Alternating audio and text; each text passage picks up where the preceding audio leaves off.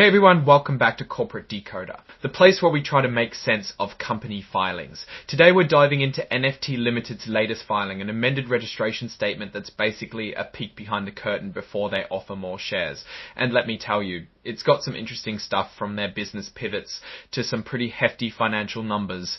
Before we jump in, if you enjoy breaking down these dense corporate documents into plain English, make sure you hit that subscribe button. And hey, we've got a growing community over on Discord where we break down these filings even further. So join us there, link in the description. So what's the big picture here? NFT Ltd, which is basically a holding company, is letting existing shareholders sell up to 9,253 to 262 of their Class A ordinary shares. These shares are coming from converted 3,262 of their Class A ordinary shares. These shares are coming from convertible notes they issued, which are like loans that can be turned into stock. They raised a solid 2025. Their stock was trading around $3 as ticker MI. As of August 2025, their stock was trading around 3 to the ticker MI. As of August 2025, their stock was trading Their stock was trading around $3 notes they issued, which are like loans that can be turned into stock. They raised a solid $20 million for these notes. The important thing to note is that NFT Ltd itself isn't selling any shares and won't see any of the money from this particular offering. They're still trading on the NYSE American under the ticker MI. As of August 2025, their stock was trading around $3.20. Now, the story of NFT Ltd is a bit of a journey. They started out in medical development, then shifted to art trading using NFTs, and now they're exploring even more, like NFT gaming. It's a company that's clearly trying to adapt and find its footing in the fast-changing tech and art world. However, it's crucial to understand their corporate structure. They are a holding company in the Cayman Islands with operations spread across New York, Wyoming, and Hong Kong. Importantly, they state they have no subsidiaries in mainland China, but they highlight that the risks associated with operating in China are similar for their Hong Kong operations. This is because Chinese regulators could potentially interfere with their corporate setup, which naturally puts a strain on their value and operations. Let's get down to the numbers because that's where the real story is. Looking at the balance sheet for the end of 2024, they had about $86.6 million in total assets. A big chunk of that $82.27 million is in cash and cash equivalents. That sounds like a lot of cash, but here's a crucial detail. A significant portion of this cash, $86.6 million to be exact, was deposited with a single bank, the Silk Road International Bank. And here's the kicker. They mention there's no formal deposit insurance to protect deposited with a single bank, the Silk Road International Bank. And here's the kicker. They mention there's no formal deposit insurance to protect depositors if that bank were to fail. That's a pretty big concentration risk right there, a classic case of putting all your eggs in one basket. This concentration with Silk Road International Bank in Djibouti comes with its own set of problems. Apparently, the central bank in Djibouti faces foreign currency shortages. This could mess with NFT Ltd's ability to convert money, send it to other countries, or even just pay vendors on time. They also mentioned that large money transfers might need approval from the central bank, causing delays. Djibouti also prioritizes certain imports like food and energy over others, so companies like NFT Ltd might not get access to foreign currency for what the government considers less essential business. Plus, there are unclear limits on how much money can be sent out of the country. This entire situation is described as having a significant might not get access to foreign currency for what the government considers less essential business. Plus, there are unclear limits on how much money can be sent out of the country. This entire situation is described as having a significant negative impact on their ability to operate and carry out their business plans. Now, let's look at their revenue. Back in 2022, they were bringing in about $3.4 million. That number dropped significantly to $215 million in 2023, and then further down to just over $740,100 in 2024. That's a huge drop, especially when you consider their revenue is mainly from commissions on NFT trading. It has to make you wonder what's going on in their core NFT marketplace business. They're seeing a sharp decline in their primary revenue stream. This drop in revenue is happening despite some positive external market trends.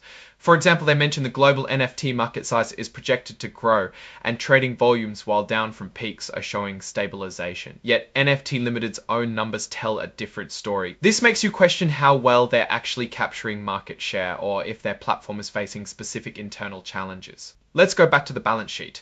On the liabilities side, they had about $5.7 million in current liabilities.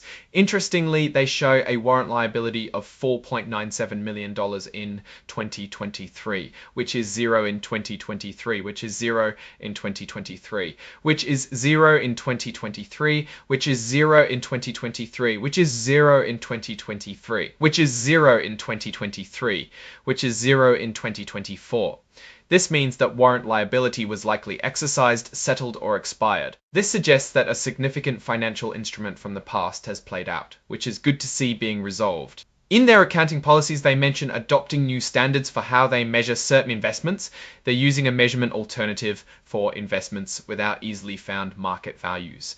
This means they value them based on cost adjusted for observable price changes in similar investments. For their non-mark table investment, they had to take a massive impairment, a charge of over $10 million. This means the value of that investment has plummeted or become worthless, and they've written it off the books. It's a significant loss that impacts their overall financial health.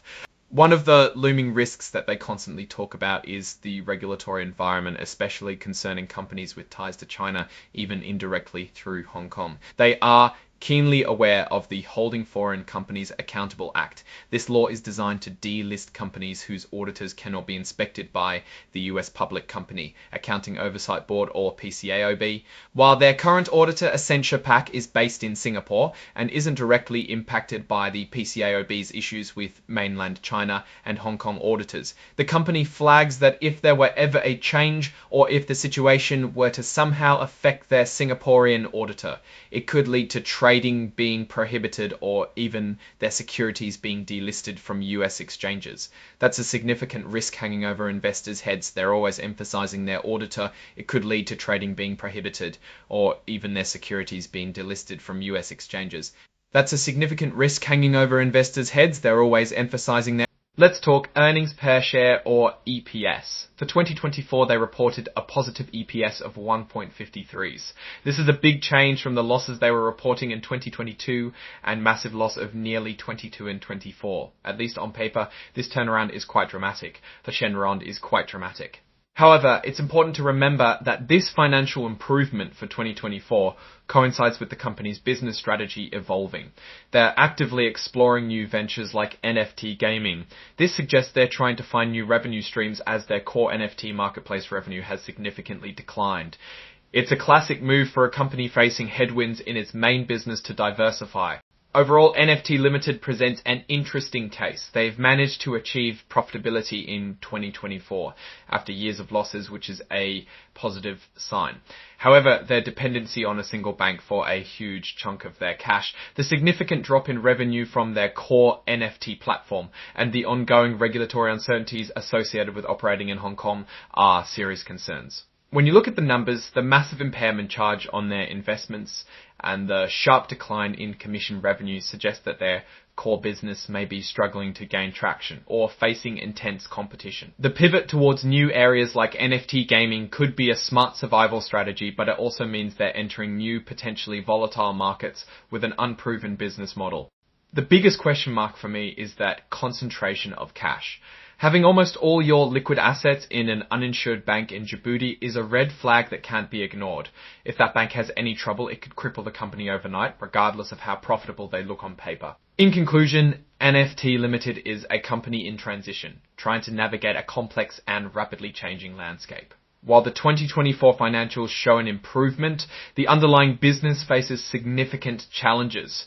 The market's reaction to this filing will likely depend on how investors weigh the potential of their new ventures against the existing risks. What's your take on NFT Ltd's strategy and financial health? Do you think they can capitalize on the NFT market growth, or are the risks too high? Let me know your thoughts in the comments below. If you found this breakdown helpful, please give it a thumbs up and subscribe for more deep dives into corporate filings. And don't forget to join our Discord community for more in-depth discussions. The link is in the description. Thanks for watching, and we'll see you in the next one.